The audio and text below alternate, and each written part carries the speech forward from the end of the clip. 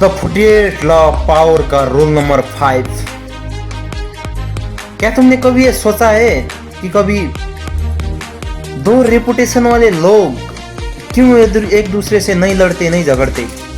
जैसे कभी शाहरुख खान ने सलमान खान की बुराई की हो, ऐसा कभी सुना है?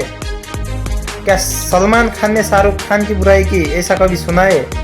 क्या अजय देवगन ने अक्षय कपूर की बुराई की, ऐसा कभी सुना है?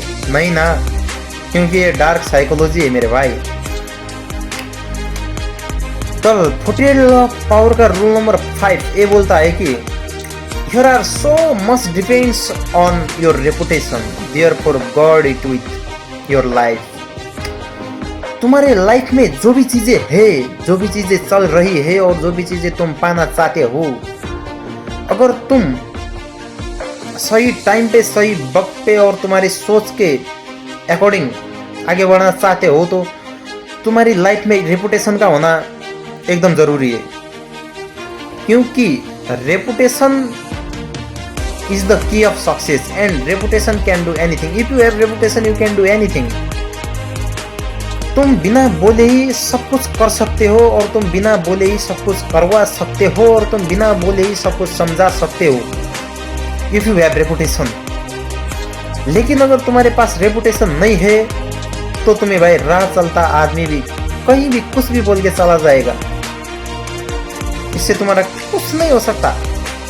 इसीलिए ये लॉ क्या बोलता है कि रेपुटेशन हमेशा बनाए रखो। क्योंकि जब तुम्हारे पास रेपुटेशन होती है तो तुम्हारे पास सिर्फ एक रेपुटेशन नहीं होती, तुम्हारे पास एक सपोर्ट का झुंड होता है, तुम्हारे पास एक सोसाइटी होती है, तुम्हारे पास लाइकवाइज बिग नियरली होते हैं। एंड जब तुम्हारे पास रेपुटेशन होता है तो तुम्हारे इनेमीज को, जो भी तुम्हारे रास्ते में कांटे खोपना चाहते हैं, उनको ये लगता है कि अगर हमने इसके साथ कुछ भी किया तो इसके पास रेपुटेशन है तो हम बच नहीं सकते, ठीक है।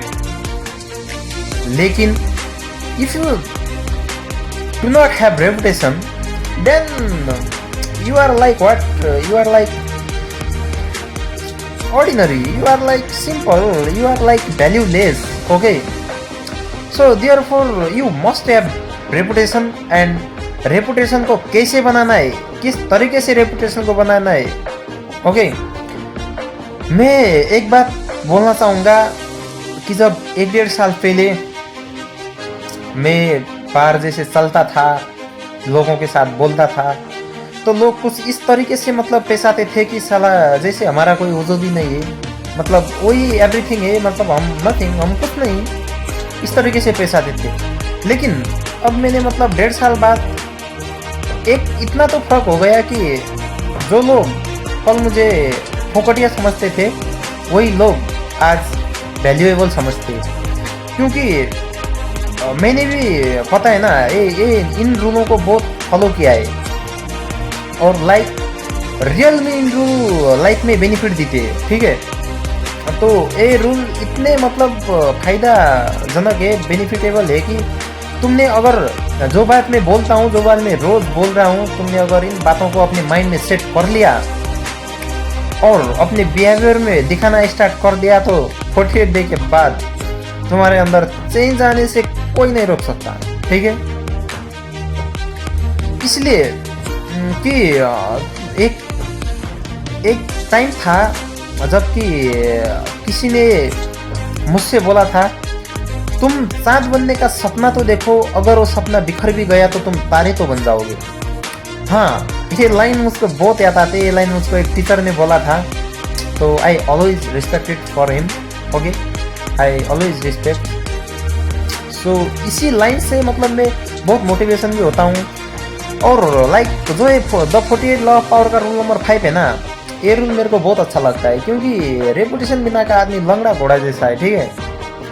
जब तुम्हारे पास रेपुटेशन होती है तो मतलब तुम रेपुटेशन इस तरीके से बनाओ कि बाहर रेपुटेशन दिखाओ, बाहर रेपुटेशन बनाओ, अंदर से तुम जो करना चाहते हो वो करो। क्योंकि तुमको पता होगा रेपुटेशन के दायरे में, रेपुटेशन के आईने में छिपे हुए लोग आईने के अंदर कुछ भी कर सकते हैं।